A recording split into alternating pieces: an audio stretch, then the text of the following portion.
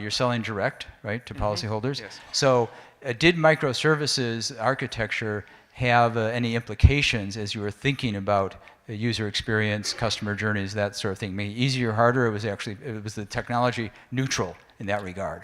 I think it really depends on the feature. I mean, there's examples where, for example, payments, like we didn't find any payment provider that we liked. We actually built our own payments module as a microservice as part of our own core tech stack. We used Stripe's API, but we built the entire kind of payment workflow just because we couldn't find a good provider that we thought had the experience we wanted.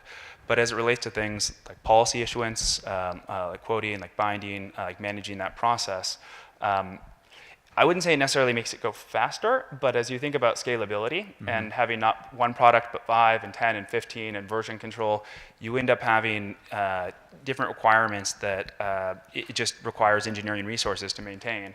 And we think about it as being a good opportunity to get our guys focused on the customer experience and not necessarily on maintaining version control for policy administration systems. Okay. And just one thing to add on that one is I think it also can help you with flexibility. I'll give you a quick example, is an insurance product where we have it deployed as a microservice, but the customer has it on both an internal underwriter portal, has it on a agency portal, has it on WhatsApp and through SMS with IBM Watson, you know, as behind the scenes. So there's the same underlying microservices is used on all of those. So you don't have to reinvent the wheel every time you want to spin up a new user interface. Okay, very good. Thank you.